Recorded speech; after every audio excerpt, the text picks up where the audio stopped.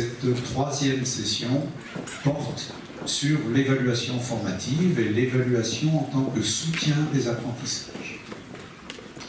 Le but de ces sessions, c'est que vous puissiez modifier vos pratiques à travers ce que l'on a appelé des gestes professionnels, c'est-à-dire à travers un changement des pratiques qui est de l'ordre du geste, donc qui n'est pas une révolution des pratiques, mais un changement de pratique suffisamment significatif pour que vous puissiez avoir des modifications du comportement des élèves, du comportement au niveau cognitif et au niveau affectif, au niveau comportemental, physique, dont nous avons parlé la dernière fois.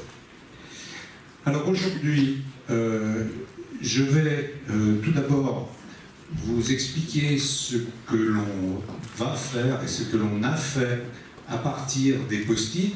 Sur les post-it, pour celles et ceux qui n'étaient pas là, on retrouve justement ces pratiques professionnelles, ces gestes qui ont été modifiés par certains de vos collègues autour d'un des trois processus fondamentaux que nous travaillons ensemble.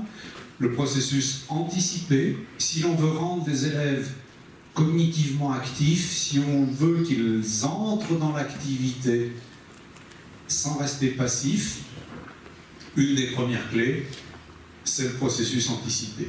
C'est-à-dire que vous ayez anticipé suffisamment d'éléments clés de la séquence pour que les élèves puissent aussi anticiper ce qui va se passer. Un élève, mais comme vous, toute personne qui ne peut pas anticiper, parce qu'il n'a pas d'informations sur ce qui va se passer un tout petit peu plus tard, il se contente de suivre. Et quand c'est dans l'enseignement, quand c'est un élève qui se contente de suivre, c'est très décourageant pour les enseignants. Donc autour du processus anticipé, autour du processus surveillé, parce qu'une fois qu'on a anticipé et qu'on ne sait à peu près dans quelle direction est-ce qu'on va, il faut surveiller pour savoir si on va bien dans la bonne direction. Nous détaillerons ces questions-là aujourd'hui. Et puis le processus donc adapté, puisqu'en général, quand on est parti, on part dans la mauvaise direction. Donc on fait des erreurs. Mais l'erreur est un levier pour apprendre. Plus on échoue, plus on a des chances d'avancer vers la réussite, le disent certains, avec justesse. Et donc il faut pouvoir adapter. Mais si un élève n'a pas les moyens d'adapter parce qu'il n'y a pas de ressources, souvent il se décourage. Donc on a vu quelques moyens jusqu'à présent, et on en verra encore aujourd'hui. Voilà, qu'est-ce qu'on est en train de faire donc avec les post-it. Donc la coordinatrice REP les a tous recopiés, puis j'ai proposé une catégorie, on les a discutés en réunion, puisqu'on a fait une réunion intermédiaire entre les deux sessions, on fera une réunion de conclusion ensuite, et on vous les propose, alors là c'est juste des extraits, on va vous les proposer comme ça, vous allez nous dire si ça vous convient.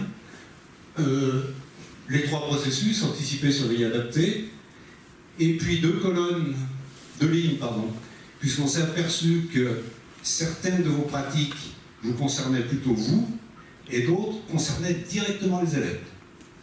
Donc on a fait soit processus professeur, soit processus élève. J'ai recopié là, uniquement les pratiques qui touchaient à l'évaluation. Il y en a d'autres, je ne les ai pas recopiées sur cette diapo parce que ça aurait été illisible. Vos pratiques sont plus larges que ce qui est affiché là. Donc c'est tout ce qui est en noir. Ça c'est vous qui l'avez indiqué, vous pouvez reconnaître ce que vous avez écrit.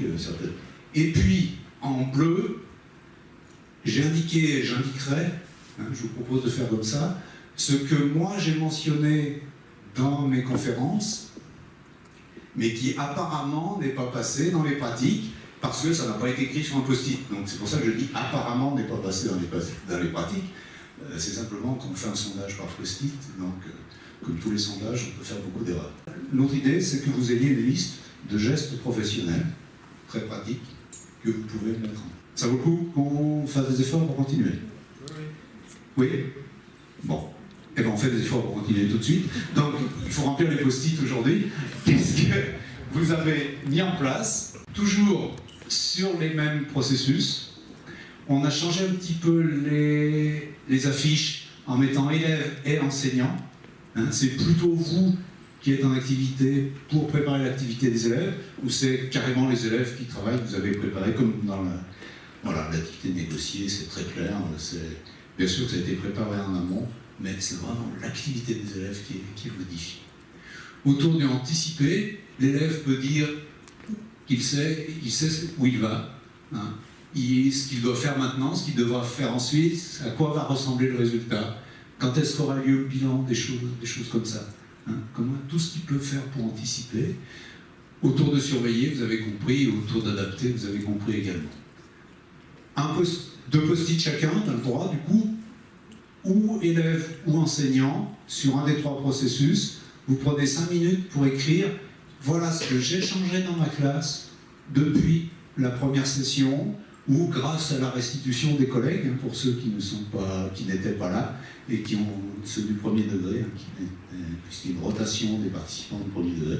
Vous pouvez dire aussi, dans mon école, on a essayé de changer cette petite chose-là, si, du fait de cette participation un peu collective, hein, c'est plutôt au niveau de l'école que ça se passe. Voilà les petits gestes professionnels qu'on a essayé de mettre en place à partir de l'apport des 2 sessions précédentes. Ça vous va? On est parti, 5 minutes, et puis vous scotchez.